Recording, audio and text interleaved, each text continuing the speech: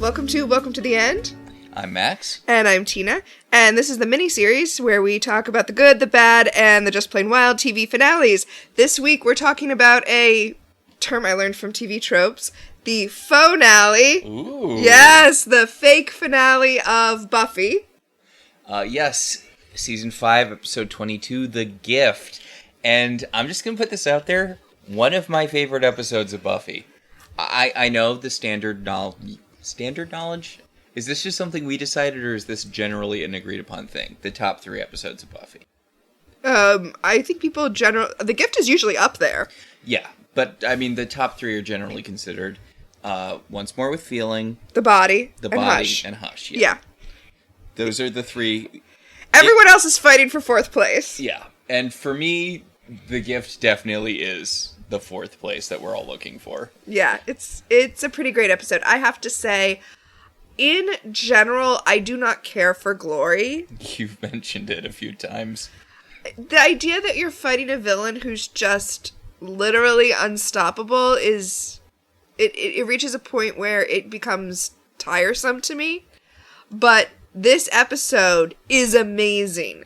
And getting ready to talk about this episode, I just popped in and watched a couple more episodes of Season 5, and yeah, Season 5 stands up. It's a solid season. It's so good. This is actually my favorite season of Buffy. You've got the sweet spot where Willow's powerful, but we're not dealing with the dumb magic is drugs bullshit. She's powerful, but not quite show-breakingly powerful, although I'm just going to put this out there. If Willow used any of the spells we saw her use over the course of this season, there would be no conflict in the final battle. Seriously, the thick air spell, if she just cast the thick air spell around Dawn, we know Glory can't break through it, Yeah. But that aside, Willow's in a great place with Tara, Buffy's really hitting her stride, the whole thing with her, working with Giles to find the root of what being a Slayer is. Xander and Anya's relationship isn't entirely annoying. Xander grows up a lot this season. He really does, yeah. He gets a job that he's actually good at. And, Xander still, especially with the whole Riley thing, Xander still has his shitty moments, but I feel like most of the stuff we hate about Xander is pretty much gone by this point. Or hasn't started yet, because he only gets engaged to Anya at the end of this episode. Oh, yeah, okay. Fair. You know what? I'm going to say this is the best Xander season. It's a sweet spot for Xander. Also, there are so many amazing episodes in this season, right? Triangle is in this season. Oh, I love Triangle. Yeah. Seriously underrated. Obviously, The Body. Obviously. I wasn't even going to mention that one because obviously The Body. The Real Me is really good, and it's so disconcerting when you don't know what Dawn's deal is. Mm-hmm. And you know what? A lot of people hate Dawn, which, fair. But, I don't know that is fair, but... I think she's a really solid addition to the cast. Okay, so, another thing about Season 5, my favorite thing about the Buffy fandom is a thing that happens in Season 5, and that is the way longtime Buffy fans will just straight up gaslight people who are getting into the series for the first time, who have managed to not be spoiled, when they're like, what the fuck, why does Buffy have a sister? They'll be like, she always had a sister. Did you not notice that she had a sister? And then when people are like, what's the deal with Ben? They'll be like, do you think there's some sort of connection between Ben and Glory? Ben but is what? Glory. Yeah. What could the connection be? You know what? The episode where Willow goes into Buffy's mind it's a great episode. It's so underrated. Okay, so I remembered hating that episode because it's a rough watch. Because it's a rough watch. But I don't know if I changed or if I was just open to... I don't know what changed. But I, this afternoon, watched the last 4 episodes of the season, which means it was the episode right before this, The Weight of the World. And I was like, damn, that's a good episode. It's so good. God. Also, I am a Buffy shipper. I have no shame about that. I will, if there are no Buffy shippers, I am dead, right? And rewatching this season, I'm like, this is why. This is peak Spike Buffy shipping. Because he doesn't have a soul yet, but he is in love with Buffy, but he is being selfless without a soul in a way that I will point out Angel never was, right? Oh. Spike has no soul, But we still get the whole thing where Glory kidnaps him and tries to beat out of him who the key is, and he... Oh, yeah, the one with the giant CGI snake. Yes. But he refuses to give up Dawn because he loves Buffy. Like, man doesn't have a soul! He could have just given her up, but he can't because, you know, he loves her. I'm not a huge Spike guy, but he does really have his moments this season. He has, like, the flashback episode where he's telling Buffy about the 2 Slayers he killed. Yes! Like, it's so good, and we watched a lot of, but for some reason did not finish Angel recentishly. Okay, I know what the reason was, but... I know what the reason was. We got into the parts where it started to... With what we know now, it started to become really obvious that Joss was using the show to abuse Charisma Carpenter, and it became hard to watch. Well, for me at least. That's why I was like, oof, I can't watch this. No, we made it past that. We were well into the I think it was just soured after that, though. Yeah, I mean, what they do, Cordelia, so... And I don't even like Cordelia. Wait. I didn't know you didn't like Cordelia. No, not really. Podcast over! I'm sorry. She's just beta Anya. And I know that's not fair because Anya's literally brought in to be replacement Cordelia, but I like Anya better. She's funnier. Okay, you can like Anya better than Cordelia, that's fine. But Cordelia is amazing. Cordelia tells the truth even when it would harm her. That is her character. God, and then we go over to Angel and everyone's constantly sucking her dick about how amazing she is and she's the perfect champion and blah, blah, blah.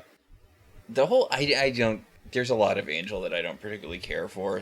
The whole champion thing is weird. And like... Yeah, there's some weird stuff in Angel. The whole thing with the powers that be being like a thing. Yeah. Like, I like Angel fine. I think Angel's a good show. It's weird because it's both darker and often more comedic than Buffy. Oh, can we talk for a second about what a finale is? Oh yeah, we kind of skipped over that. Yeah. So, this is the season 5 finale of Buffy. When it was being written, they believed it was going to be the last episode of Buffy. Now, in this... Perfect ending. It would have been a great ending, yes. Now, in this case, they knew before they were done that they'd been picked up. So, they didn't finish it and air it thinking it was going to be the last episode. And some of the episodes we do, they will have, thought it was going to be the end. But it was written to be a finale. And in fact, this is the last show that aired on the WB. After this, it went over to UPN, and then they merged into the CW. Mm-hmm. But the WB... so weird. Thinking about all the restrictions the WB had on Willow and Tara's relationship. And then, when they went to UPN, Willow's all making out with girls willy-nilly. But it's just so weird to think about that as, as the WB's thing. And they become the CW, and, like, if there are 2 female leads in a show, they're going to kiss at some point. Yeah, but it might just be a gay baiting thing like in Riverdale. I'm disappointed in that. Although, spoilers for Riverdale. You mind spoilers for Riverdale? The show ends with Betty, Veronica, Archie, and Jughead getting group married. Nice. Well, I mean, unfortunately, it's Jughead and not Reggie, as it should be. Their Jughead was just Reggie. It was just Reggie. I had never really thought about that, but that's true. Yeah, it's just a less self-obsessed Reggie. Like, his dad was even used to be, like, the editor of the newspaper, which is what Reggie's dad does. Okay, you're blowing my mind, but I just want to point... I love Riverdale, don't get me wrong, but how dirty did that show do Reggie? They didn't even have a consistent... He's one of the main members of the cast. He's, like, a main guy. It's weird to leave out Reggie like that. It is. Alright, so, this is going to be a weird inverse of our show where we're supposed to be talking about Buffy, but we're going to tangent into other things as opposed to we're supposed to be talking about something else and we tangent into Buffy. I mean, I feel like we're going to talk about Buffy a lot, just judging by the first, 10 or so minutes of this recording. I have so much to say about Buffy in general and this episode in specific. And in fact... Yeah, we get to do it now. We are unleashed. Do you know how much we're holding back normally? I was going to say, we don't do a Buffy podcast, and we will never do a Buffy podcast. And the reason we will never do a Buffy podcast is basically because it's been covered, right? I don't think we have anything to say that hasn't already been said. A million times over. I can't listen to Buffy podcasts because I always want to get into it. Like, even if it's stuff I agree with, this is the thing that makes me talk a lot. But watching this episode made me kind of want to do a Buffy podcast. I know, there's so much to say. I mean, maybe we should... No. We can't. We've got so many other things going on. Well, I mean, we could put it on the list, and then we would get to it in 10 years. When we're done with all of our other podcasts. Let's just say we're not as closed off to the possibility of doing a Buffy podcast at some point in the future, even though I'm sure there's already one called Welcome to Sunnydale, or Welcome to the Hellmouth. There has to be. There's so many. I'm almost 100% sure there's one called Welcome to the Hellmouth. I'm not sure if there's one called Welcome to Sunnydale. Ooh, that would fit our scheme with the Welcome to... Although, I guess we kind of lost it after Storybrooke. What did we lose? Oh, Welcome to... S name. Oh, yeah, no, that's just Welcome to Storybrooke. Yeah, that could have been a thing. We could have done Welcome to San Francisco for Charmed. Well, you know what we're doing next? After we're done, because this is the finale of this season of the miniseries, and then we'll get into a regular show. Our next regular show is going to be Welcome to the Sunset Strip. Oh, I would not describe the Sunset Strip. Just because there's an S. Yeah, no, I wouldn't describe it as an ordinary show. We're extraordinary. We're dream makers. Are you coming to save us? Are you coming to save us, Matthew Perry? I am also so excited to talk about Studio 60 on the Sunset Strip. It is amazing. Oh my god. I've already rewatched not the whole series, but up to the Christmas episode, which is as far as we're going to go. Yeah, because it's just redundant after that point. Yeah. But I've already rewatched up to there to get ready for it, and I'm so excited to talk about it. It is the very rare opportunity to gaze directly into a man's soul. Well, I mean, you say rare opportunity. I feel like you can watch basically any Aaron Sorkin show and get the same. Yeah, but it's so much more naked than it is in, like, The West Wing. Yeah, that's true. You know what? It's really funny what I'm really going to love talking about? What? You know what Aaron Sorkin really, really hates? What? Us. Oh, podcasters? Well, he's talking about bloggers, but he hates people who have not been vetted by, like, the New York Times talking about pop culture. Like, he doesn't believe we have the right to, like, talk about pop culture. And that comes up so much on Studio 60, where they're reading negative reviews off... Okay, ready for a time freeze? Yes. They're reading negative reviews off Ain't It Cool News. Oh my god. Yes, which they name with no shame. They name the actual website, and then they're like, who gave Dong Flayer 72 a chance to talk about this? This is important stuff. Only important people should be getting to review our Gilbert and Sullivan parody about how our last producer did coke. No, their current producer does coke. God. Their last producer just got really pissed off. Oh, okay, wait. We can't do this because I can seriously talk about Studio 60 for hours and hours. As I will. Yes. But instead we will talk about the Buffy finale. Now... Yay. One of only 2 segments that's actually going to work for this show because it is the finale. Is previously on Buffy the Vampire Slayer. Okay, so first of all, I'm going to give this one to Max to do.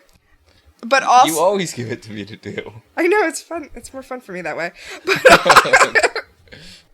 But also, right before we started this, we watched the actual Previously On that they had before this episode, and it is one of my favorite Previously Ons, and I will say, they did it in only 40 seconds. Yes. But they like fast... Well, they got to use footage. Yeah, they fast blipvert like a scene from every season. It's so good. Mm-hmm. You could probably watch it on the internet. You 100% could, and I know that because I was going to sit down and like write out every scene that we see, and then I was like, no, that's too much. So then I went online to try to see if someone had already done that, and I couldn't find it, but they basically show all of the stuff that Buffy has been through, and I'm going to put a minute on the clock, and you ready? Previously on Buffy the Vampire Slayer, go. Into every generation, a girl is born. She alone will face the vampires, the demons, and the forces of darkness. She is the Slayer.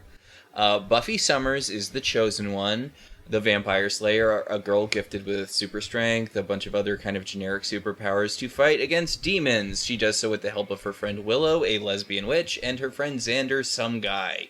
Also, her Watcher Giles, who's like a teacher. She got a magical sister retconned into her life, who's like a mystic key that opens the door between dimensions, who got stolen by a hell god who's looking to make her way home. Okay, that was a great summary of, like, Buffy. Just to lead us into season 5, you have 26 seconds left on the clock, and I'm just going to quickly drop in... I feel like I covered it. Magic sister, retconned, mystical key that opens different dimensions that a hell god wants to get home. Yeah, I guess that's fair. Yeah. And when you say that her sister was retconned in, like, literally a bunch of monks took a mystical key, turned her into a human, using Buffy's blood. That's important for this episode. To turn her into a key so that Buffy would protect her because it would be her sister. And gave daughter. Sorry. Oh yeah, it really is.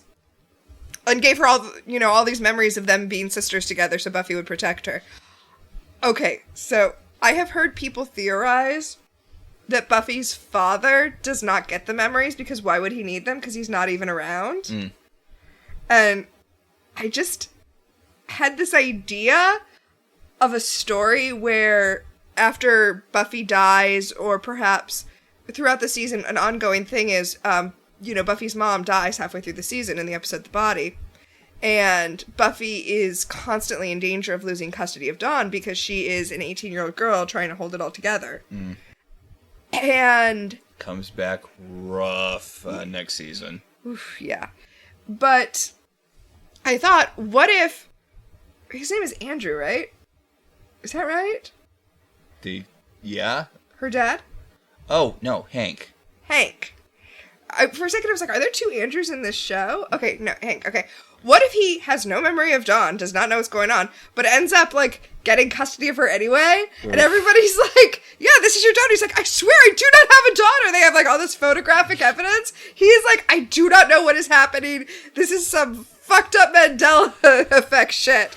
I kind of want to write that story. One of the little dark things about Buffy is that in the first season, Buffy, under the influence of this psychic kid's telepathic nightmare he drew everyone into, one of her biggest fears is being abandoned by her dad. And, like, the next 2 seasons were given to understand that she's spending time... Well, she spends the summer with Hank Summers between season 1 and season 2, and we believe that they still have a relationship in season 2. Her dad drops out of a couple of things, but, like, by season 3, definitely by season 4, like, he's gone no contact with her. Like, yeah, her fears from the first season are completely realized. Her dad just drops her. Yeah. And one of the few times we see Hank in this show is last episode. In Weight of the World. Okay. Yeah.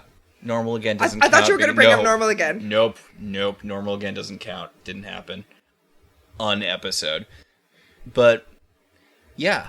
The Weight of the World is one of the, you know what I'm going to say? Is the last time we see Hank Summers.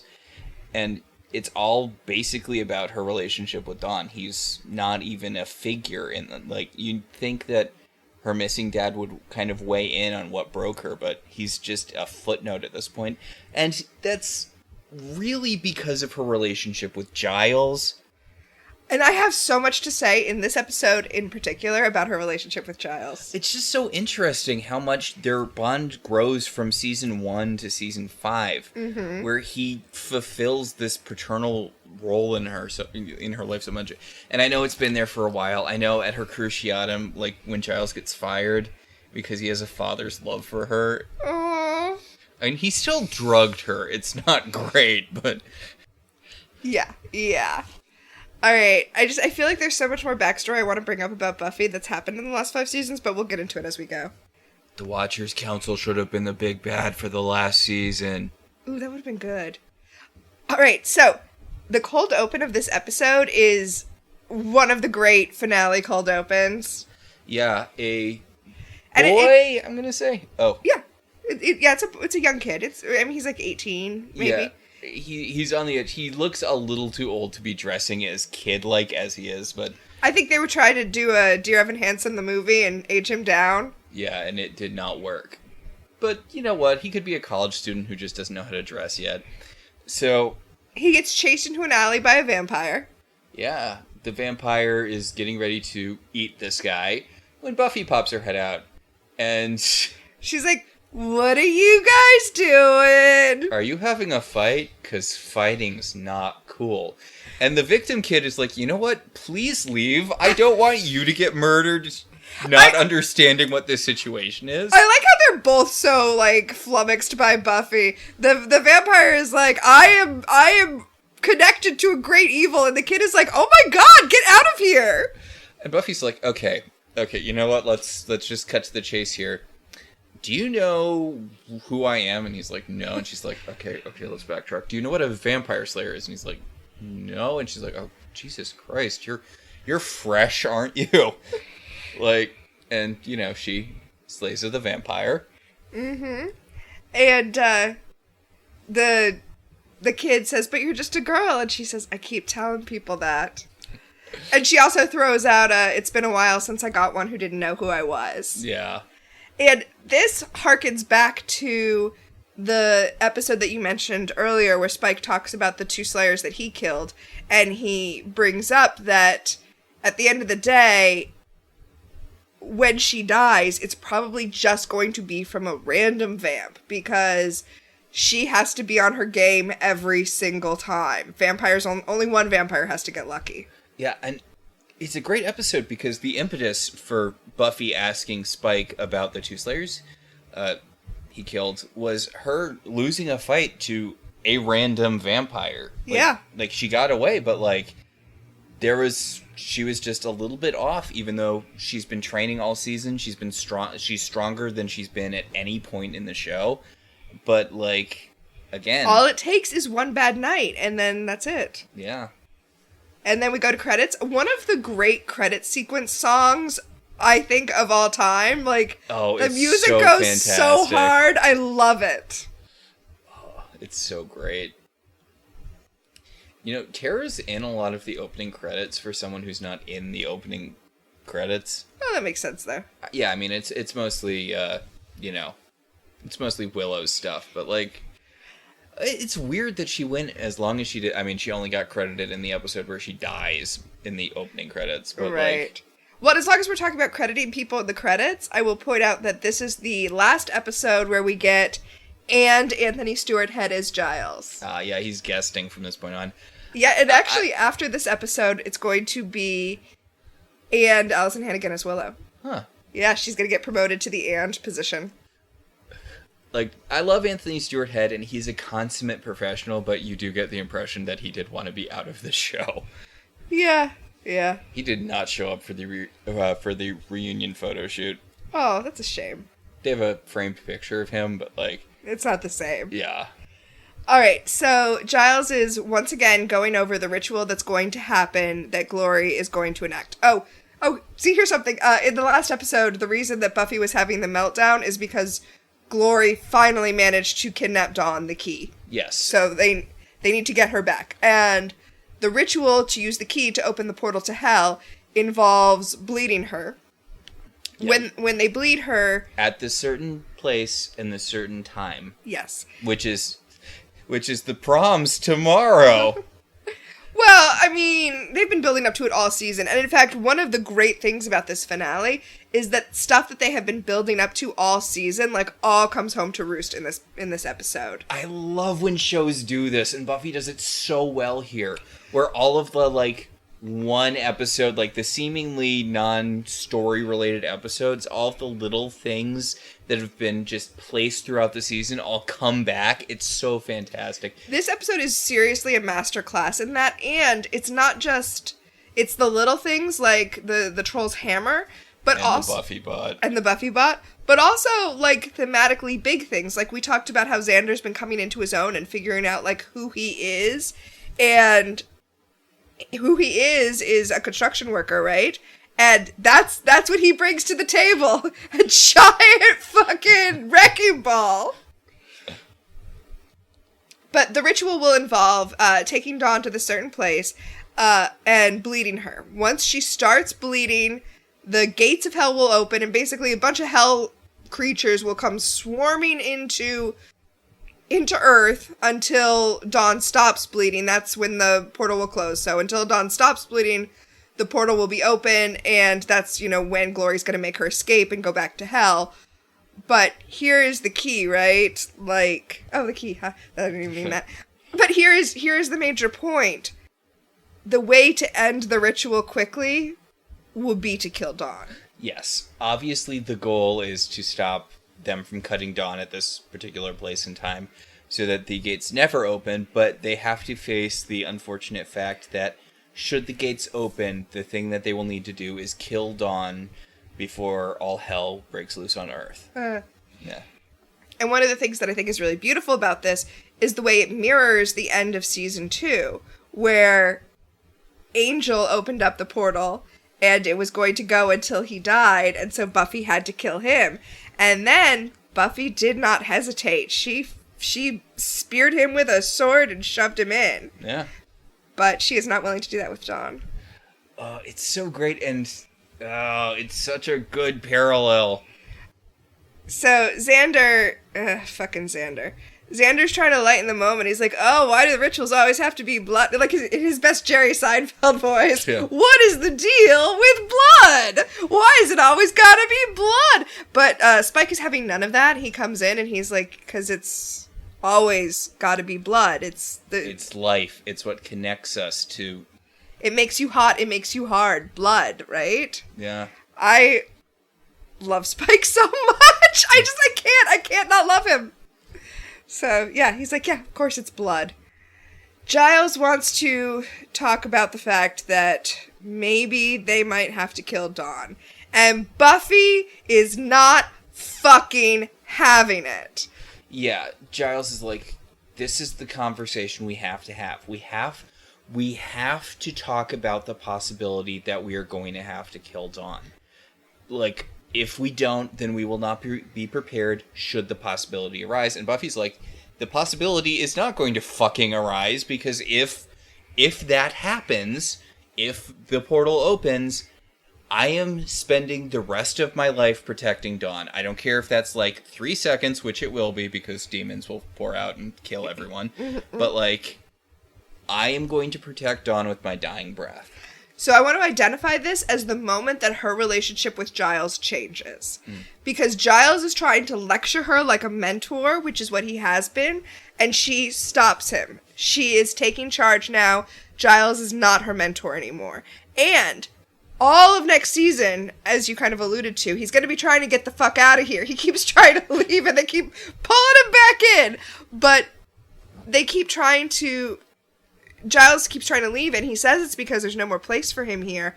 But to kind of preview the end of this episode, when Buffy makes this declaration to him, he is no longer her mentor, but he still has a place in this team, and that is as the Scourge. So the Scourge of God is a medieval thought experiment, mythical figure, whatever.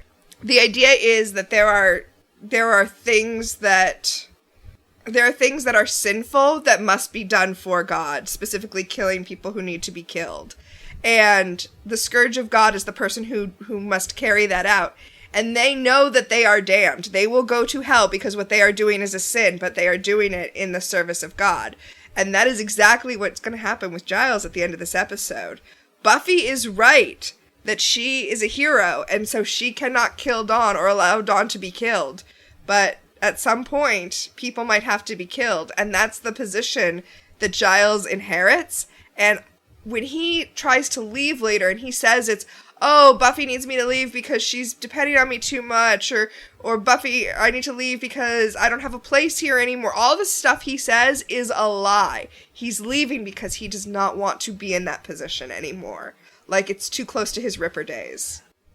I will disagree with one thing that you said, and that is that It's not because Buffy won't take a human life, because she makes it very clear if any of them try to harm Dawn, she will kill them. You're right. It's not that she won't take a human life. I was kind of being vague about it, though, because she also won't kill Ben. Yeah. Who, let's be honest, I feel like she'd have been in the clear to kill Ben. I mean, it's not on him, but like... Well, we'll talk about it, but in this episode, he makes a decision that I feel like was written in a little bit out of character for Ben, specifically to make it okay for them to kill him. So, Buffy has a little speech about how Dawn isn't just the key, she isn't just energy, and she isn't just her sister. She talks about how they made Dawn out of her, how Dawn is a part of her, how they're the same. This might come in later in the episode. But it really, I'm not sure if it's what they're going for. It really feels like we're talking about Dawn being Buffy's daughter. Like, yes, I felt that. And I wondered as I was watching this if part of the reason season 5 was connecting with me more now than it did previously when I've watched it is because, as you say, the relationship with Buffy and Dawn is a mother-daughter relationship, and now that... By the end of the... Yeah, and now that I am a parent, I'm like, maybe that's why I'm feeling a connection to it. Yeah, it's... I know all of this, she's me stuff is just so that the ending makes sense, which it still kind of doesn't. Like, Anya points it out in season 7. I know, I kind of love that. She's like, I never really understood the whole she's me or it's Summer's blood thing, but, Whatever. She saved the world. It's fine. Honestly, I feel like something just needs to feel like it makes sense to work magically. Yeah. We're not here to pick things apart for 2 hours. Just kidding, that's totally what we're here for. But it's okay. They earned it. Willow does actually diffuse the situation by being like, look, we'll figure it out, and we'll just stop the ritual before it starts. And Giles is like, no, you know what? We're going to keep having this conversation. And well, he's like, Dawn's going to die too. If the hell dimension comes open, like... And Buffy's like, yeah, well, the last thing she'll see is me defending her. I'm sorry, but... Dawn is the only thing that matters to me. And then poor Anya tries to defuse the situation too, but her neurodivergent ass is like, okay, well, how about we just don't lose then? Let's stop the ritual? Yeah, like, Anya's like, okay, so what are our thoughts? What are our plans? Like, Willow, you have to know some magic thing, right? Like, at least half a dozen spells that could be useful in this particular situation, which, honest to God, Willow does. It's really weird that they don't use any of them. Okay, that's not true. They do use one, and honestly, it's pretty powerful. The reverse brain suck? The reverse brain suck. Yeah, no, the reverse brain suck is good, but I mean, again, that dimensional shift thing she did to Olaf the Troll. Okay, well, she used the dimensional shift on Glory earlier in the season, and I thought she just teleported her. Oh, yeah, I guess she teleported her instead of dimensional shifting her, yeah. Also, teleporting. Okay, well, so for the teleporting thing, I think she could only do a spell on Glory once, because Glory learns. Also, she had Tara's help. Also, Glory was distracted by fighting Buffy, and it took, 3 minutes to cast. Also, she can't dimensional shift Glory, because part of the whole thing is that she is cursed to be in our dimension, and I don't think Willow's magic could overcome that curse, when Glory, a literal god couldn't overcome it. Oh, but Glory wanted to get to a specific dimension. No, she can't shift out of this dimension. I'm gonna rule that. That's my explanation. Okay. Still saying the thick air spell. Could have been a little more fast and loose with that. Is the thick air spell different than the warding spell that she did in the last episode? Because Glory managed to bust through that pretty fast. I think it is different, but, I mean, throw up some wards. Come on, what's it gonna hurt? Okay, but she busted through her wards in, a second. So, Anya's, kind of blathering on about Willow doing a spell, and Xander's like, we could just kill Ben, right? I don't want to put it out there in the world, but we could just kill Ben. I mean, it's Glory's weak point, is that she is tied to a mortal who can be killed when he's shifted into her. And Xander's trying to sell this. Xander's like, look, I know he's innocent, but he's not as innocent as Dawn. Yeah, and Giles is like, look, Ben's not going to show up. Like, it's too close to the ritual. You know, Ben's not going to show up.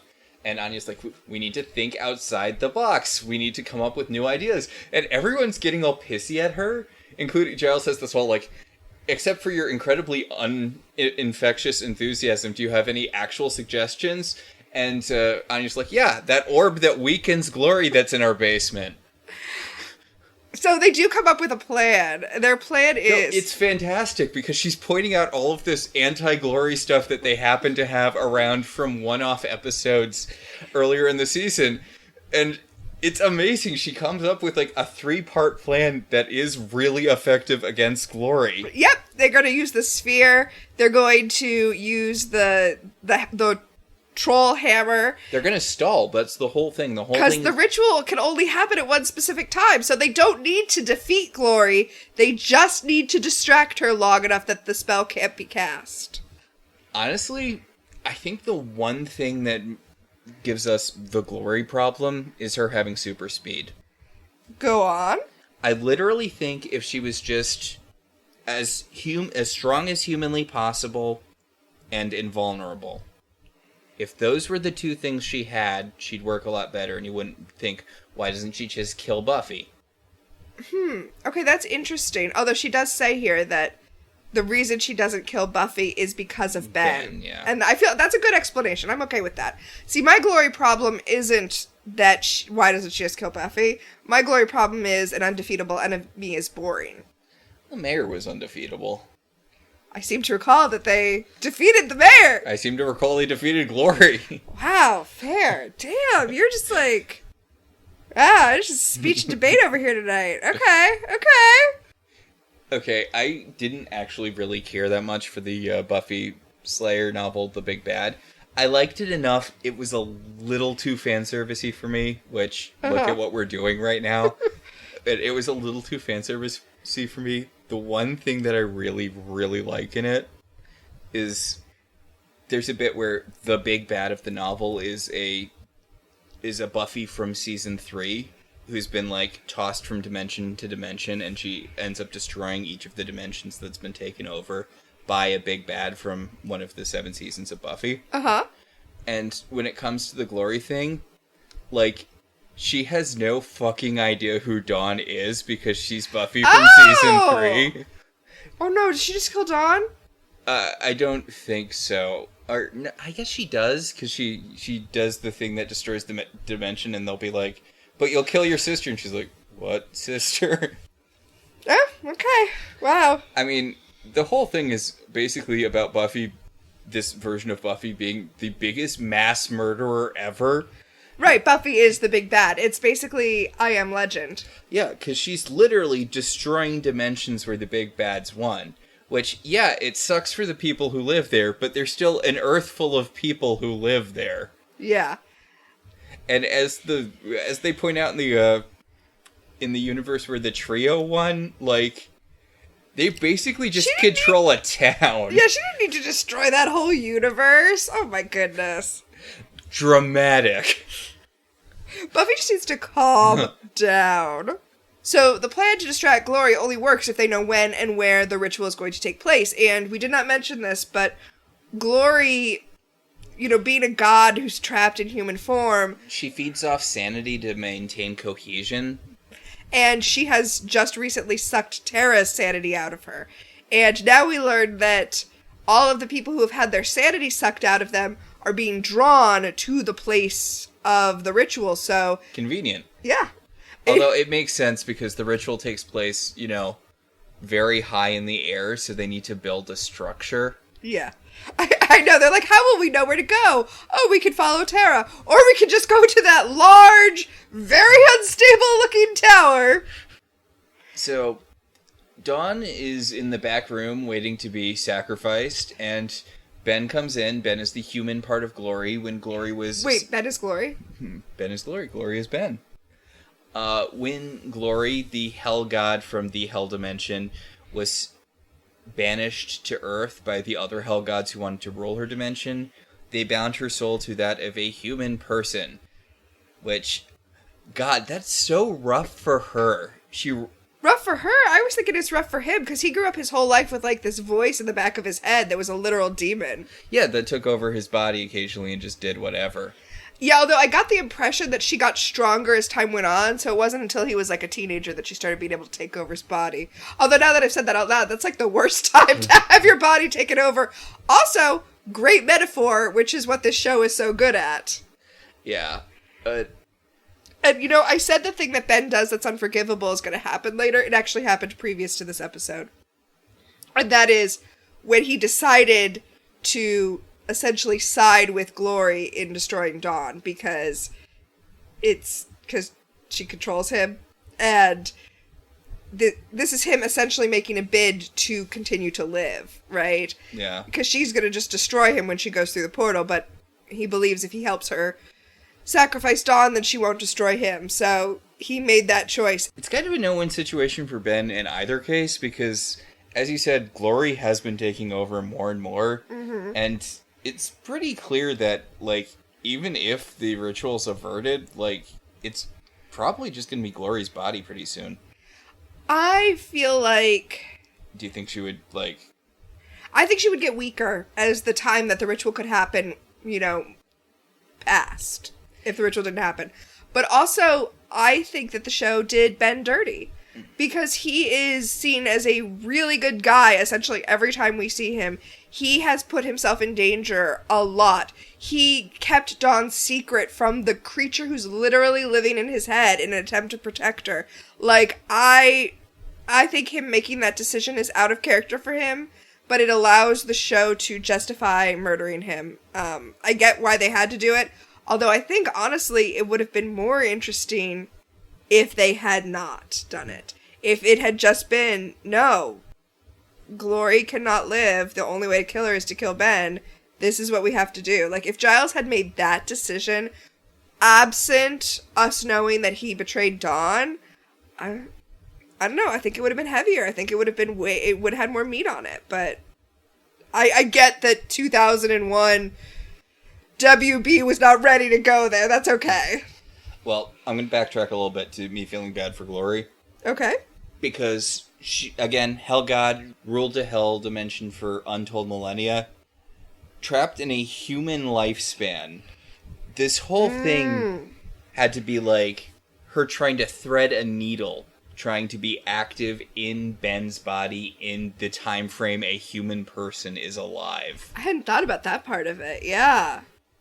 Like, this must have been beyond torture for her. Imagine trying to fill as much activity that you can in, like, a single second. Oof. Wow, yeah.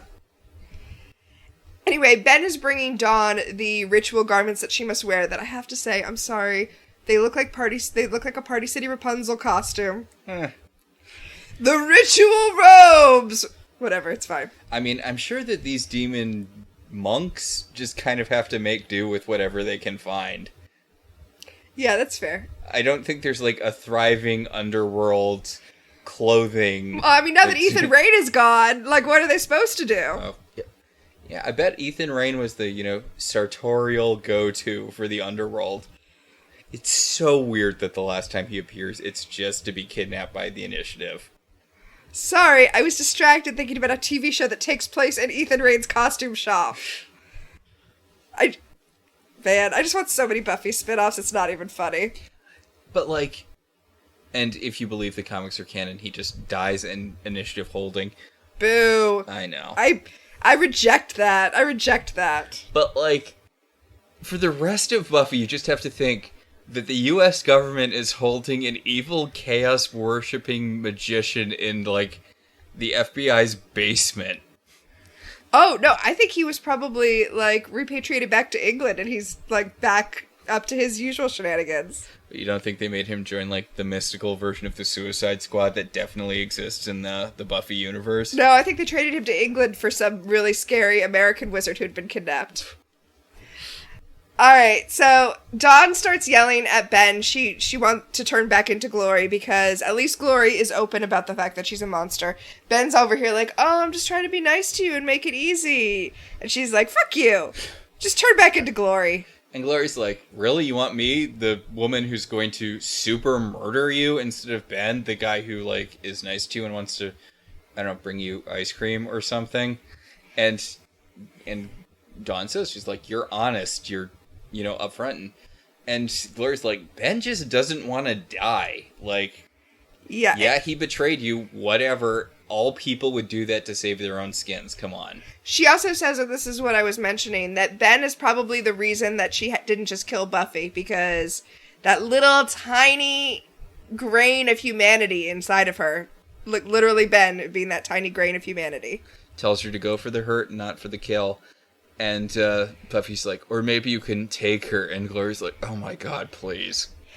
She's also like, if your sister's so good at defeating me, why isn't she here defeating me? Yeah, like, Buffy knows I have you. She knows generally where you are.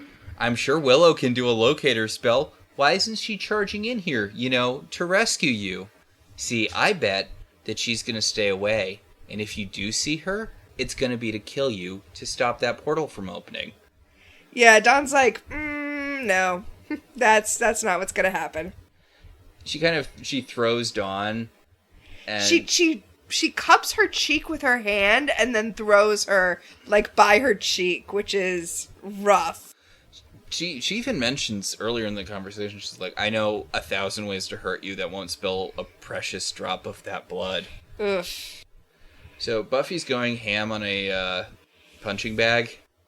Yeah, and it looks pretty good. I keep thinking of the scene in the Avengers movie. No, I was gonna say Once More with Feeling, when she's in this very room, but they're doing it in slow motion because it's like a slow ballad, and when it's in slow motion, you can see how bad her form is. But it looks pretty good here. Yeah. Also, she punches the punching bag to smithereens, much like Steve Rogers does in the Avengers movie, which, also done by Joss Whedon, but we're just gonna kind of skate over that. So she tells Giles how much her job fucking sucks. She killed Angel. She's being asked to kill Dawn. She's being told that she has to protect the world and, like, fuck them.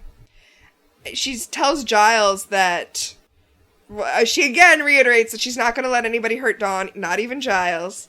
And she says that if this all, no matter what happens, if Dawn dies, she's done. She's not going to be the Slayer anymore. And this scene in specific, but also this whole episode, kept making me think of the end of Cabin in the Woods. Mm-hmm. When the Virgin is talking to the Fool. Yeah, Frank Kranz. Oh, yeah. I love him so much. When she's talking to him and, she says maybe a world that requires a sacrifice doesn't deserve to exist. Yeah. And I feel that way. And obviously that was, Drew Fuller and Joss Whedon did Cabin in the Woods. And I feel like they're circling that here. Maybe a world that requires a Dawn be murdered doesn't need to exist. And she talks about the angel thing. She talks about the clarity she had in that moment where she knew what the right action was. And it wasn't easy. It was the hardest thing she had ever had to do, but she knew it was right. And like this feels like she's going through pain for no reason. Yeah. Okay, so and she says she wishes her mom was there because, her mom died earlier this season. Yeah. She doesn't have of a brain tumor. Like it wasn't a magic thing. It's one of the things that makes The Body such a good episode is that there's nothing you fight. It's just a horrible thing that happens and you have to deal with it. Mm-hmm. But poor Buffy, she lost her mom earlier this season, and as I'm arguing, she loses Giles as a father figure right now because she has realized she has to do something and he disagrees with her, and she's becoming an adult in one of the realest possible ways you can, which is having to make decisions that go against what your father figure tells you need to do. Like, it's There's some Joseph Campbell shit going on here, is what I'm saying. And so Buffy really is alone in this. And... which is kind of a fun inversion of the season 4 finale. The final conflict, I guess, because the dream episode is the finale. But, like, let's be clear, finale of season 4 of Buffy was all about joining together with, Giles and her friends and stuff. And it's such a good contrast that it's just her alone at the end of this. It's not even her against the big bad. It's just her. Okay, so this leads so well into what I wanted to talk about. Okay. Because she tells Giles about the conversation that she had with the first Slayer when he took her on her vision quest to talk to the first Slayer. Not great stuff race-wise, but, I mean, I'm not super upset about it. I mean, the idea that the first Slayer would be African because that is the cradle of civilization makes sense. I don't have the authority to speak on how the first Slayer is portrayed, but that's not what we're talking about. Yes. We're talking about what the first Slayer told her, which becomes the title of this episode, right? The first Slayer tells her, death is your gift. And this whole season, Buffy has been grappling with the idea that she is just a tool that exists to kill things, right? Death is her gift. That's all she is for. And by the end of this episode, she's going to realize that what the Slayer was telling her was not that her gift is the ability to slay. Death is her gift, as in she can save Dawn by killing herself. And again, it's the sort of thing that doesn't really work practically, but it feels like it should work, which is honestly probably why it does, because it's magic. Well, I mean, this works for the way that she stops the thing. Yeah, that's. Yeah. But the whole death is your gift thing works for me because what the first Slayer was telling her is that Slayers exist to be a sacrifice. At the end of the day, like, the most important thing a Slayer does isn't even all of the vampires and monsters that she fights. The most important thing a Slayer does is die for the world. And that is why that's why, to me, as I'm watching this episode now, this time, like the 10th time I've watched it, I'm finally coming to terms with the ending, because, yeah, what a Slayer is for is to be sacrificed to save the world. So, of course, that stops the ritual. Yeah. That's what a Slayer is for. That's why a Slayer dying triggers the most powerful thing, the calling of another Slayer. And I'm sorry, I'm like doing a diversion from my own divergence here, which is that when Buffy dies, of course, she does not call another Slayer. Because the line already moved on. The line has already moved on. When Buffy died in season 1, Kendra was called. And from that point on, Buffy was essentially extraneous. Like, Buffy is a failed Slayer because she sacrificed herself and did not die. So as far as the line is concerned, she is a failed Slayer. I mean, it's even in the prophecy from Prophecy Girl, She follows the Anointed One to her death. Yes. She failed the written. But I love that the real finale that we're going to get in season 7 is going to bring us back around again full circle, because the finale, which I'm actually going to get a tattoo of, this particular moment, right, where Willow calls all of the Slayers, all of the potentials become Slayers. Like, the thing that brings a Slayer is a Slayer sacrificing herself, but now that's not what creates a Slayer. And the idea that Buffy must sacrifice herself is seen as a good at the end of this episode because it's what saves the world, but, like, my question is it? And I really appreciate that season 7 answers me with, you know what? No, it's not. It's not good that we ask 16-year-old girls to sacrifice themselves for the world. That's not okay. And that we have a ritual to murder them that everyone has to go through if they don't die fast enough. Yes! Man, I have... Oh. Should we do a Buffy podcast? I have so much I want to talk about. I mean, the Cruciatum alone. Oh, and that moment in the finale where she hands the scythe off to Faith. Yeah.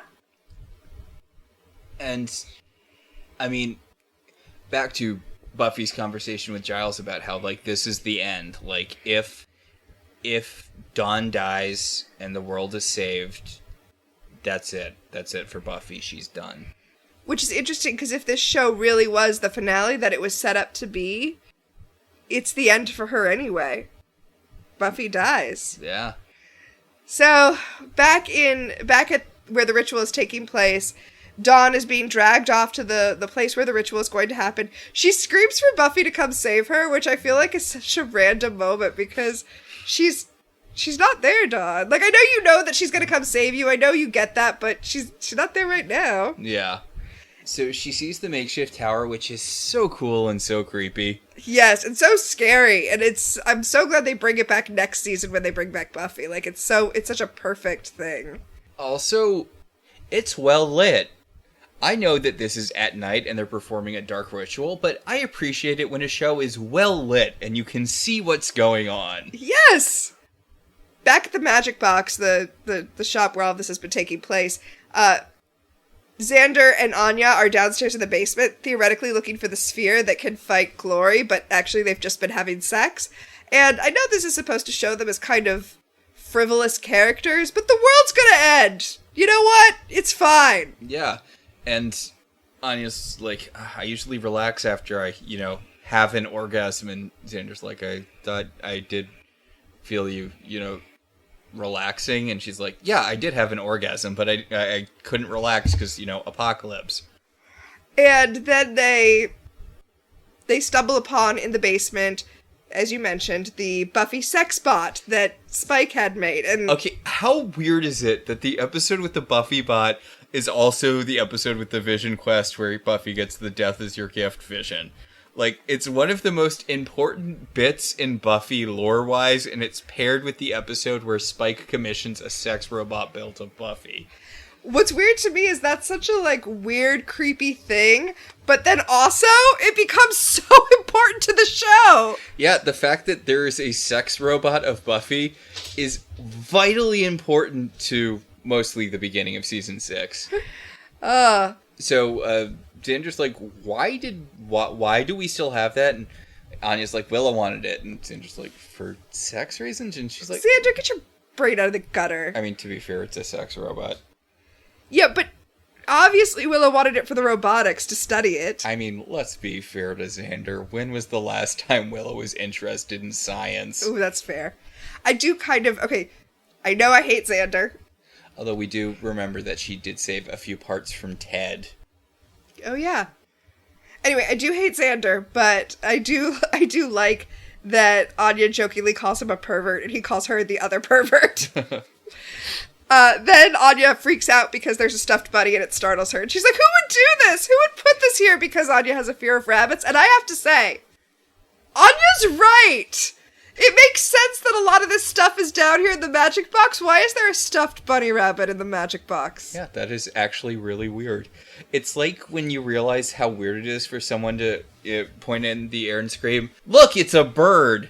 For the Superman thing? Yes! You see birds all the time! It's not unusual. Why do you feel compelled to point it out?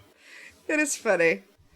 So, Xander tries to distract Anya from her spiral. She is spiraling because normally, when an apocalypse is about to happen, she just gets out of town because that's what she does. I mean, let's be fair, it's kind of the smart move. Absolutely it is! But now she can't because she's in love with Xander and she's gonna stay and watch him die and die with him. And he tries to distract her from her spiral by pulling out a ring and proposing to her. And she slaps him because, Good for her!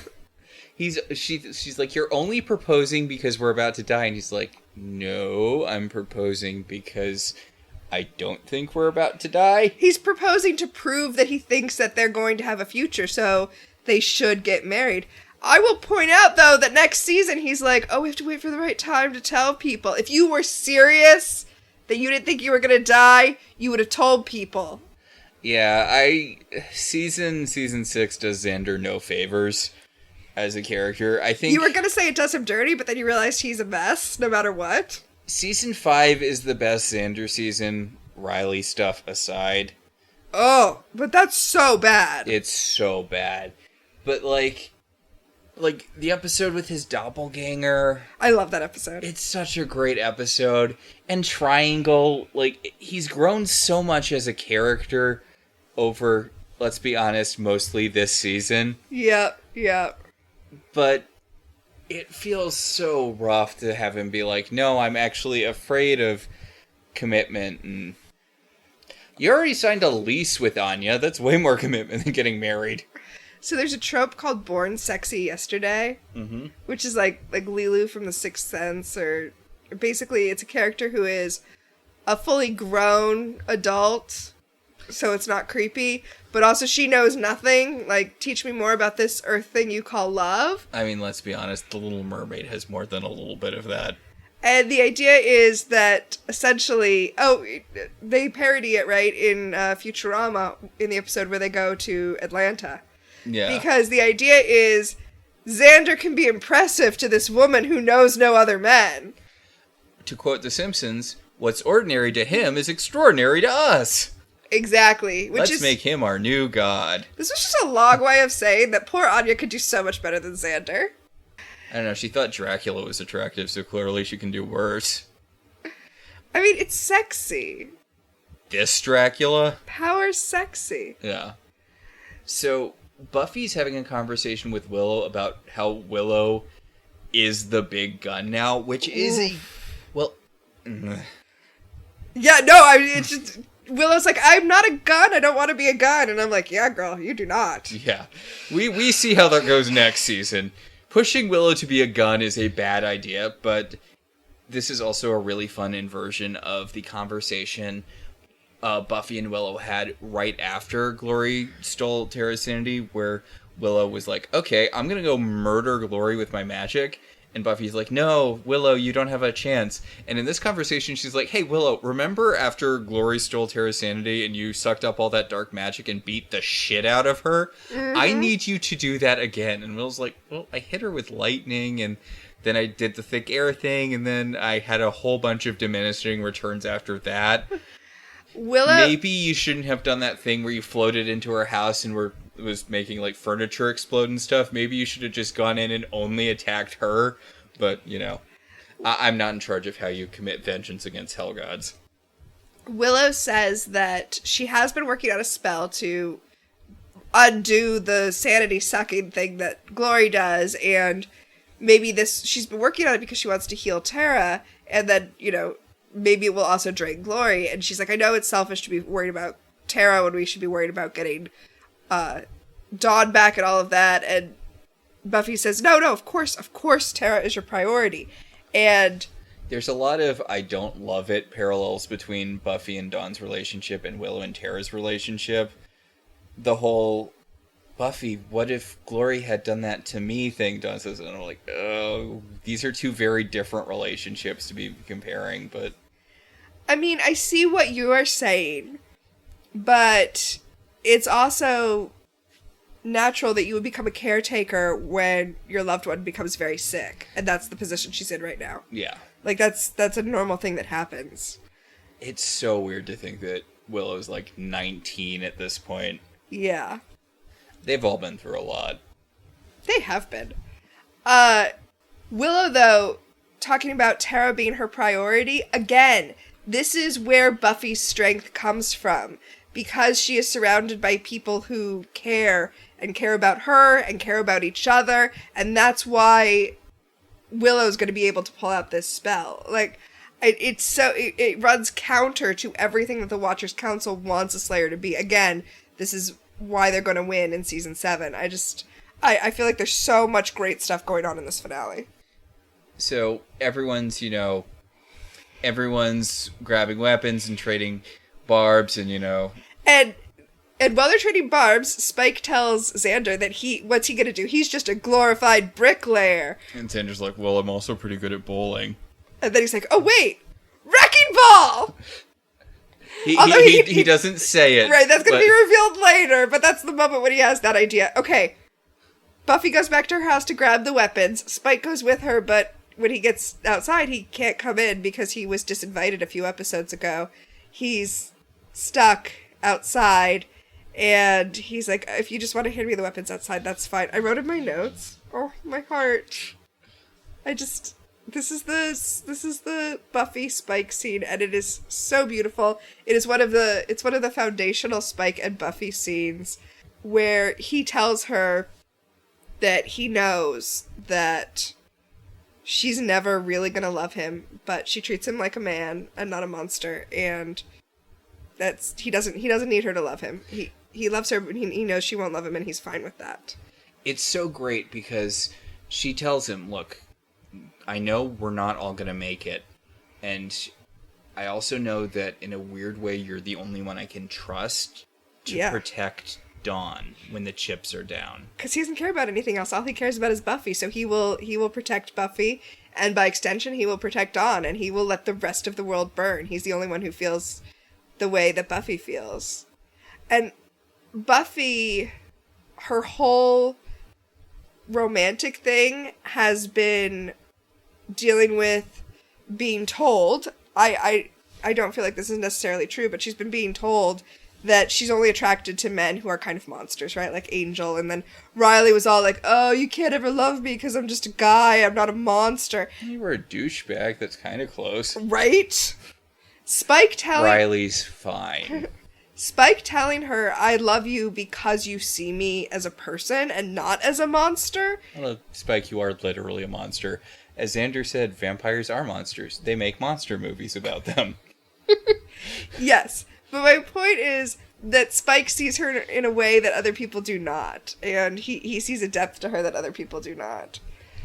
One of the things I like about Buffy is that it's clear vampires can survive off, I mean, obviously, Angel. Vampires can survive off of non-human blood. Uh-huh. But, like, it's literally just an evil thing. That they have to kill people? That they want to kill people. Yeah. Yeah. Because the show establishes human blood isn't even the best tasting blood. It's otter blood. Which I know is from Angel, but, like, I honestly feel like it really adds to it that there is something out there that tastes better than human blood, but vampires are so driven by evil that they're not just going out and starting otter farms. So, this is not Welcome to AO3. Yes. But I have so many feelings about the way vampires are portrayed and the way that Buffy's possible relationship with them is approached, right? The whole idea that you just said, right? Vampires are monsters. And Buffy even says that sometimes, right? That's not your friend. That's the thing that killed your friend and took over his body. Unless it's Harmony. Or Spike. I genuinely feel like the William the Bloody we see and Spike are basically the same guy. And Spike is capable of being a moral person without a soul, even though we know that the soul is conscience. Essentially, his love for Buffy takes the place of a soul for him and causes him to go out and redeem himself, earn his soul back. Like, God, I hated that plot. Not the Spike having a soul thing, but the fact that they kept on interrupting the Dark Willow thing to show Spike fighting a shirtless dude in a cave. It kills the momentum of the season 6 finale. Yeah, I guess.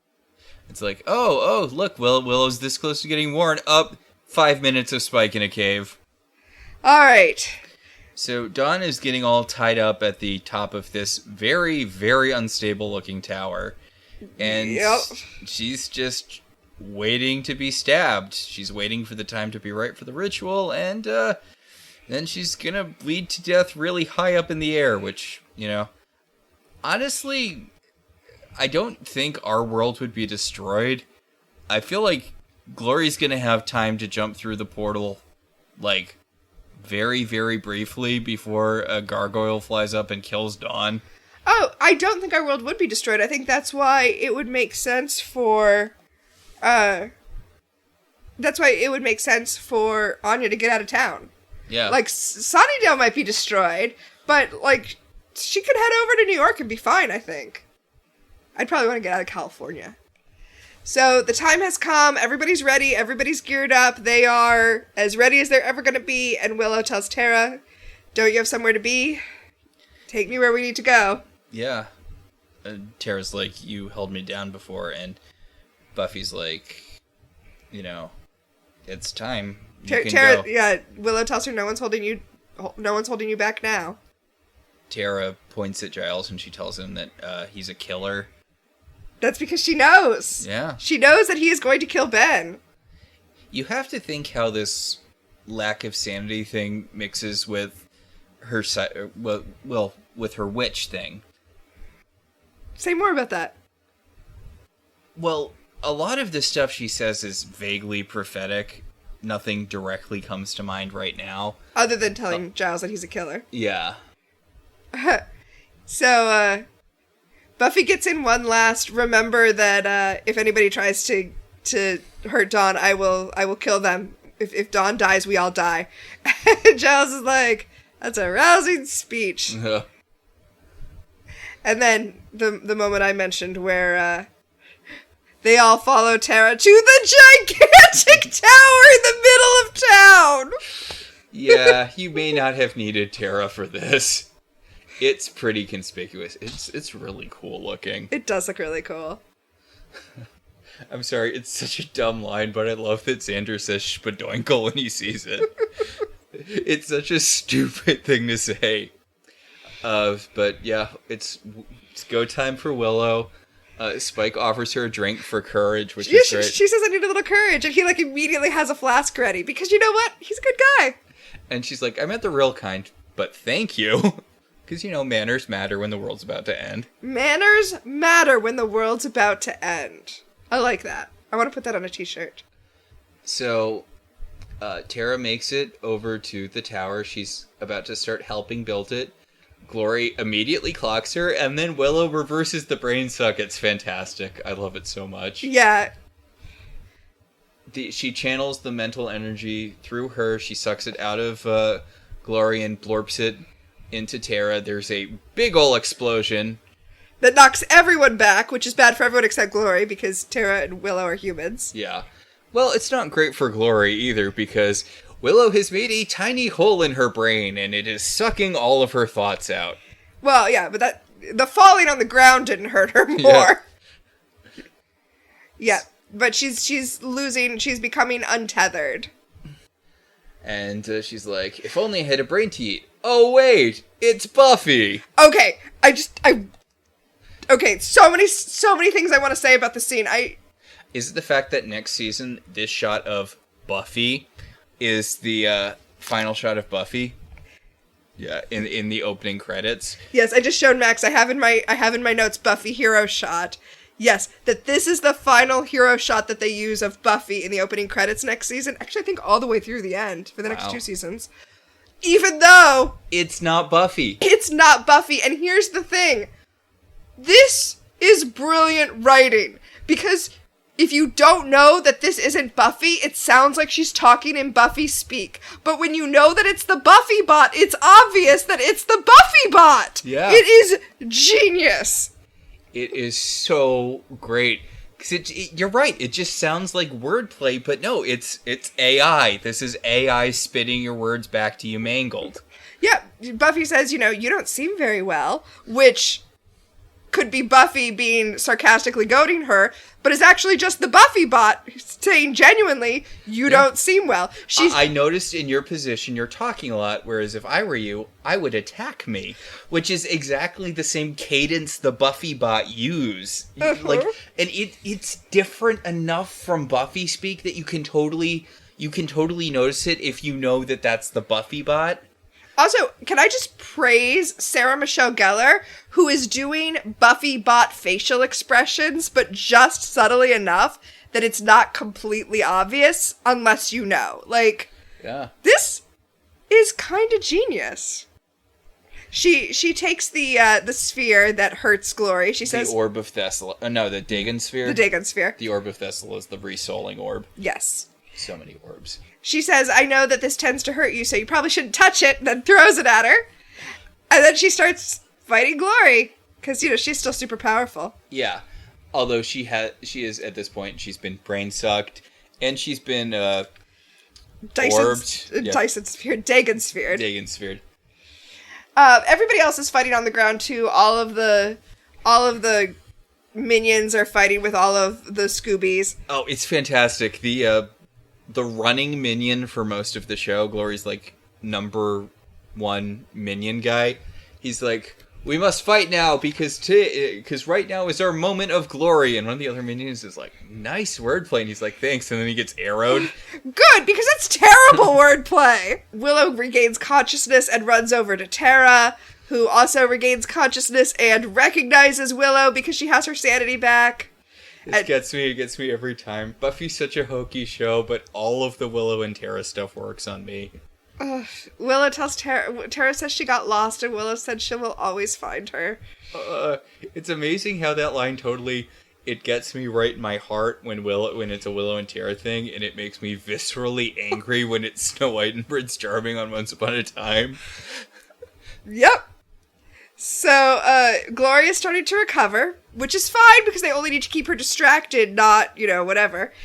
And she kicks Buffy's head off, and this is the moment where, if you didn't already know, it is revealed that it's the Buffy bot, and I love this line so much because Glory's instinct is, the Slayer's a robot. Did everybody else know that the Slayer was a robot? Yeah. She is genuinely shocked because she actually thinks that the Slayer is a robot. I mean, why would you not think that? This obviously was Buffy. You kicked her head off and she was a robot. Guess it makes sense that there would be a robot Buffy. So, Buffy wangs Glory across the arena. I don't know what you would call this space. Sure. With Olaf the Troll's hammer. They've called him the Troll God a couple of times, which he wasn't. Well, they did that just so that it could be like, it's a god's weapon, so it can fight a god. They should have just made it Thor's hammer. Well, but then how it wouldn't have tied into Triangle. No, Olaf stole it from Thor. Oh, yeah. Because they're Norse. Yeah, okay. Yeah, there you go. That even makes sense because it was so heavy that nobody could lift it, but Buffy lifted it with ease. Yeah. Which was just a joke about how strong she is, but could also be talking about her, worthiness. Yeah. So Buffy's climbing the tower. It's great. She punches one of the henchmen in the nards. But, Glory's after her pretty soon. The two of them are fighting. Buffy's in her white sweater. Glory's in a black bodysuit for some reason. Well, it's because it was what she was wearing underneath the ritual robes. So that makes sense. That's what you would wear under ritual robes. I guess. But yeah, it's some great on-the-nose symbolism. Yeah. And it's great fight choreography, too, because it's happening on multiple levels. Fight choreography happening on multiple levels is always fun. Yeah, especially the structure's so ramshackle. Like, it feels very improvised. And it conveniently, because it's a tower, there's lots of pillars to hide the stunt doubles' faces. Yeah. It's really well done. They actually knock each other off the tower, and now they're back on the ground fighting again. Yeah, Buffy pushes Glory back, and Glory's like, you lost your hammer, what are you going to hit me with now? And then Xander came in like a wrecking ball. Oh, yeah. Xander just hits her with a wrecking ball, and, he has a little glorified bricklayer picks up a spare, blah, blah, blah. But, no. Yeah, you literally use any weapon at your disposal. I honestly think he should have gone through I guess he doesn't want to hurt all the mentally ill people that Glory, Because yeah. I'm like, this is a great opportunity for you to just run over these people with a car. Right, because we saw Glory get hit by a truck and it knocked her out for a minute before. Yeah. This is where you just mean girls it up. You just drive a bus through. So Dawn is up at the top of the tower alone because all of this fighting is happening at the base of the tower. Except she is not alone. The demon that is played by Joel Grey. Hi, Joel Grey. He has shown up a couple of other episodes as kind of a low-level demon. Spike actually worked with him. Dawn worked with him. He was not super frightening. I mean, he was off-putting. He was creepy. I mean, he was still Joel Grey, yes. Yeah. But he didn't seem like a giant threat. But now here he is, about to end the world. Yeah. And I just feel like there are layers here. He has come because Gloria is being tied up downstairs. So distracted downstairs. So he is the one who has come to start the ritual to start cutting up Dawn so that she will bleed and open up the portal. Yeah, he's like, did you think those, like, weird, grimy hobbit things were her main, like, were her only worshippers? No, a lot of people worship Glory. Like me, the creepy Joel Grey demon. What I think is interesting is that it feels like the Scoobies were not paying close enough attention to what was going on the tower because Buffy had Glory distracted. And the idea that someone other than Glory would begin the ritual is wrong, right? Glory's the god. Glory should be the one who starts the ritual. Glory should be the one who gets the glory. But on the other hand, what we've seen from Glory for the whole season is that other people always do her dirty work. So Buffy and the Scoobies expecting Glory to behave the way other demons and monsters that they have fought. Other demons and monsters need that validation of starting the ritual. The mayor needs to, like, do the ritual, right? Glory is a god. She doesn't need validation. She has no problem with her worshippers being the ones who go up there and kill Dawn. And as a result, the Scoobies weren't paying close enough attention to what was going on at the top of the tower. I mean, to be fair, the Scoobies are still actively trying to get to the tower. Oh, yeah. Anya points out that, you know, they are making no headway because all they brought is deadly weapons, and they're not willing to kill the, you know, people whose sanity Glory stole just to get up the tower. I feel like if somebody was paying closer attention to what was going on the tower, they could have stopped Joel Grey from ascending it. But yeah, I see what you're saying. I mean, they literally physically can't make it to the tower until what happened. Until the second thing Willow does, when she should be way more active in this fight. Willow gets to do two things. They're both pretty cool. But again, also Willow can fly. Oh, yeah! Yeah! I mean, we agree they never use Willow properly. As you have said on many occasions, if they ever used Willow properly, it would be show breaking and we would be done. Yeah.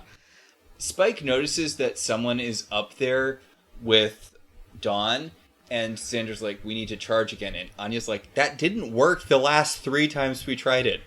And Willow starts telepathically talking to Spike, where she's like, hey, Spike, you see someone up there with Dawn? I'm about to make a hole. You need to use it. Yep, she tells Spike, get up there right now. And then, because Tara is back, right? So she grabs Tara's hand, and she shoots everyone out of the way that they moved to the vending machine, because they are back together. Yeah. In the episode where, in Hush, probably the best episode of Buffy, let's be honest. It's probably the best episode of Buffy, objectively, even though I like Once More with Feeling more. Yeah. But in that episode, Willow and Tara move a vending machine together through the power of being a lesbian. Mm-hmm. And in this, they use the power of being a lesbian to Red Seas the crowd of people. Mm-hmm. Again, given the stuff that we've seen Willow pull off by herself this season, I feel like maybe she didn't quite need Tara for that, but it's a nice moment. Yes. Spike races up to the tower and starts facing off with Joel Grey, who stabs him, but of course he's a vampire. Joel Grey says, why do you even care about this girl? And Spike says, I made a promise to a lady. He very conspicuously says, why do you care about this girl? I don't smell a soul on you. Yes. But unfortunately, Spike cannot defeat Broadway legend Joel Grey in hand-to-hand combat and gets tossed off the tower. I mean, I would not expect him to be able to. I don't know, embarrassing. It's not like it was Bernadette Peters up there. So, Buffy is very effectively keeping Glory out of the fight by just hitting her with the hammer over and over again. Yeah! This is the thing that always bothers me about stories where Wolverine is brainwashed or whatever and kills all the X-Men. Wolverine's functionally omnipotent. There's no reason why one of the half-dozen people in the X-Men whose superpower is shoot energy at something can't just keep blasting him away. Like, Buffy's like, hey, it's, you know, I know I'm just spamming the one attack over and over again, but it's working. She can't get up if I just keep hitting her over and over again. And then Glory figures out the way to get Buffy to stop, which is to turn back into Ben. Yeah. And he is obviously in a lot of pain. He's been beaten a lot by a hammer, but Buffy runs off. She's not going to kill him. And Giles shows up. Oh, this is an amazing scene. It's so good. Where Ben's like, she should kill me. Glory's gonna kill her as soon as I recover enough for Glory to remanifest, she's gonna kill Buffy. And Giles is like, yeah, she's not gonna kill you. She's a hero. She's not like us. And Ben's like, us? And then he kills Ben. Yeah. He literally holds Ben's nose and mouth shut until he asphyxiates. It's so visceral. And this is what I'm saying. This is a powerful moment. I don't want to undercut the power of this moment, but if Ben had not betrayed Dawn, it would have landed more. I mean, it lands. I'm nitpicking at this point. Anyway, up on the top of the tower, Joel Grey is cutting tiny cuts into Dawn so that she'll bleed just a very little bit so that it'll last a long time. Buffy shows up and she's like, oh, this'll be interesting, and he rushes her and she just tosses him off the tower. Doesn't even look at him, just pushes him aside and off of the tower. Embarrassing for Spike. Unfortunately, a little bit of Dawn's blood has fallen, the ritual has started, and the portal to hell has opened. Hell, anyway. Theoretically, this is tearing holes through all dimensions. I mean, sure. It was, It's why we see these, like, kind of alien-like creatures emerging from what used to be City Hall. Yeah, we see City Hall turn into, like, some sort of demon building, and then we see demons emerge from it. It looks more alien to me. It's got this kind of, like, rubbery, modern vibe. It actually... If it was just 5% more phallic, I would say it's very Geiger-esque. Oh, yeah. That's definitely what they were drawing inspiration from. Parts of the tower start collapsing. Anya shoves Xander out of the way as a bunch of bricks fall on her. I'm going to say this as though it was planned. I don't think it was. Allegedly, Anya was supposed to die when this happened, but Emma Caulfield kept moving when Xander's holding her in the last scene, so they were just like... Joss Whedon has said that, but I think he was either joking or lying, because it does not make sense. Yeah, like, Emma Caulfield is sitting straight up, like, in that last bit. Come on. Yeah. I'm fine with that as a joke, right? We were going to kill Anya, but Emma Caulfield wouldn't stop moving. Yeah. I'm fine! And I think I have crime-solving powers, to quote 30 Rock. But, I don't believe that. So... A dragonfly... By the way, a dragon flies out of the portal. Yeah. Just to tie this to the Angel finale. Yes. A dragon flies out of the portal, and Dawn's like, Buffy, I think you need to let me jump off that tower, because that seems like it's going to be the only thing that stops, the end of the world. I don't want all dimensions to bleed into ours and kill everything. And Buffy has a flashback to every time over the season she has conspicuously said, it's Summer's blood, it's our blood, Dawn. Blood, blood, blood, our blood. Also, death is my gift. I don't know if you knew this, but death is my gift. And we have the same blood, it's Summer's blood. And Dawn's like, what? Because Buffy has this little speech. I really like how they do this. It's such an odd choice, but I really like that she gives this speech to Dawn, and we don't hear the speech. The audio cuts out as she's talking to Dawn. Mm-hmm. We just see her talking to Dawn. The way she looks at her, and then she kisses her on the cheek, and it's... Yeah. And then she runs into the portal and throws herself into the portal. Iconic image of Buffy silhouetted above the portal that she jumped into to save the world. God, it's so good. And Sarah Michelle Gellar sells it so much. The look in her eye before she does it. She jumps into the portal, the electricity, like, this is a incredibly painful death. Like, mm-hmm. She is being electrocuted to death, and we hear the speech over it. Yes. We hear what she told Dawn. That she loves her and this is her gift, and She tells Dawn, like, this is what I had to do. Please tell Giles. Please tell everyone that I love them. They're not going to understand, but you have to make them understand.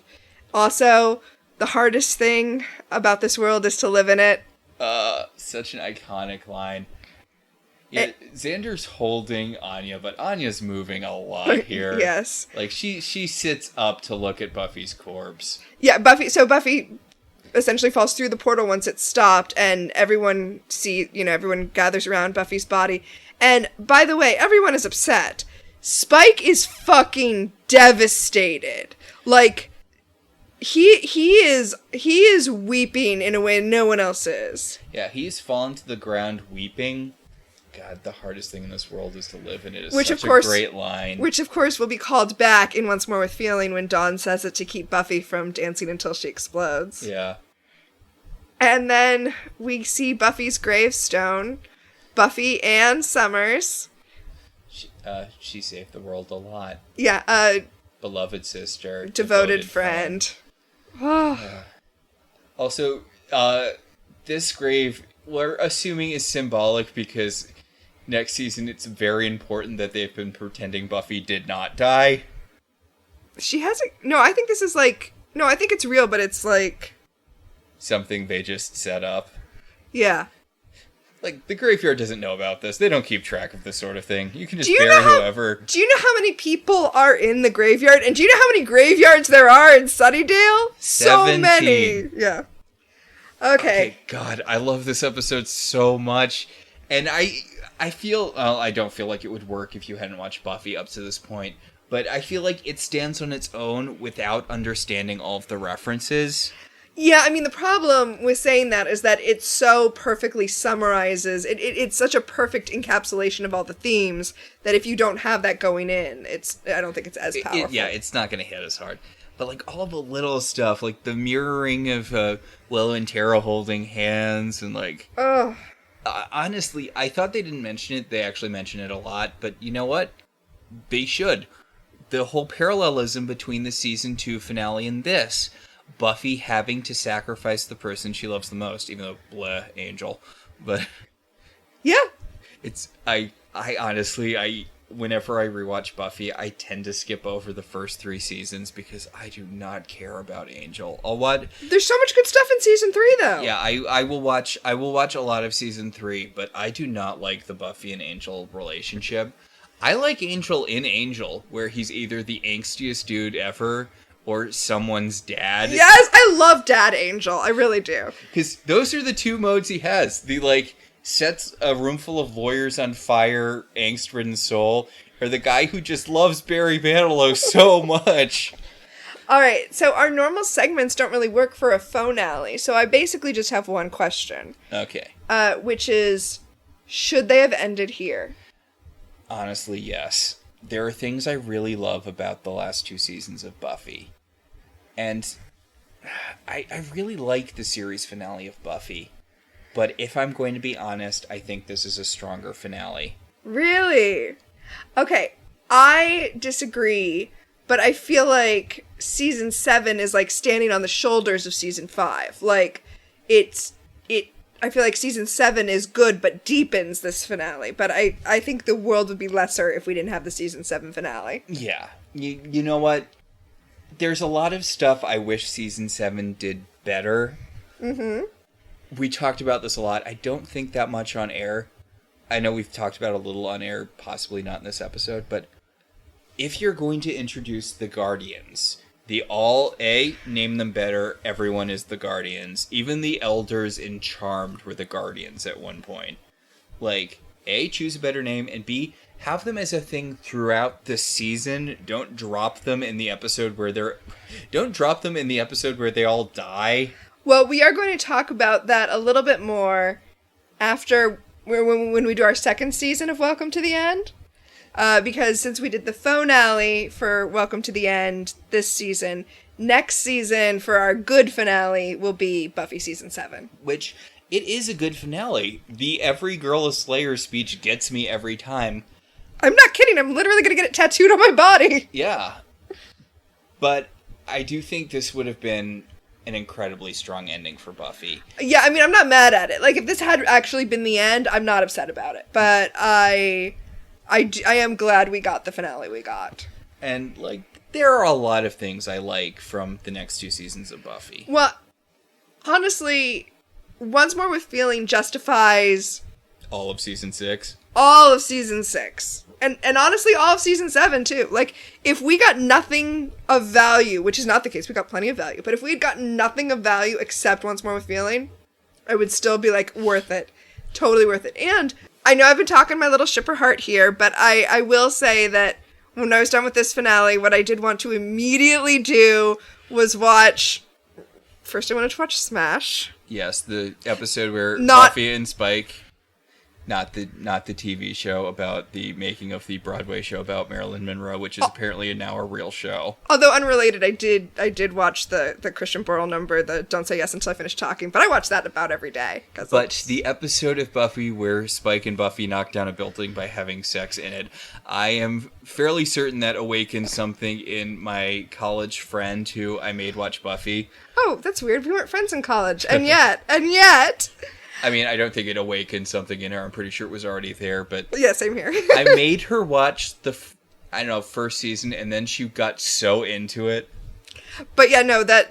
I immediately wanted to watch Smash, and then not even Once More with Feeling, just Rest in Peace. Spike's number from Once More with Feeling. I know you know that, I'm telling them. Yes. But... And then I also went on AO3 and read some Buffy fiction. Basically, this took over the whole rest of my day. Oh, but yeah, I think that's... I think that'll about do it. That'll do it for our whole season. Thank you for coming on this journey with us. Yeah, thank you. I hope you enjoyed something a little different from us. Yeah, and come back next time for Welcome to the Sunset Strip. You know, I feel like there has to be at least some contingent of people who think we're joking. Yeah. We're actually going to talk about that show. Oh, our show is partially listener supported. If you want to be one of those supporters, head over to our website, www.welcometotelevision.net, and click on our Patreon link. We like to thank our current $5 and above patrons, Beryl, Patricia, Rosa, Ryan, Maricruz, Benjamin, Kate, Jen, Dan, and Anthony. If you'd like to support the show in other ways, you could always rate and review us on Apple Podcasts. It helps other people find the show. I'm sorry, I'm throwing something in here that's not usually part of our spiel, but because Google Podcasts went away, and it's what I use for podcasts, and I was like, no, what am I going to use now? I have started putting all of our episodes up for free on Patreon. Ooh. So if you go to the Patreon, you can follow us for free and still get all the episodes in your feed if you don't use Apple Podcast. If you want to talk about this episode or any episode of any television show, you can email us at ilovetelevisionzines@gmail.com, or you can find us on Blue Sky at Welcome to Television. So until next time, I'm Max. And I'm Tina. And this has been Welcome to the End. The End. Ending. Blah.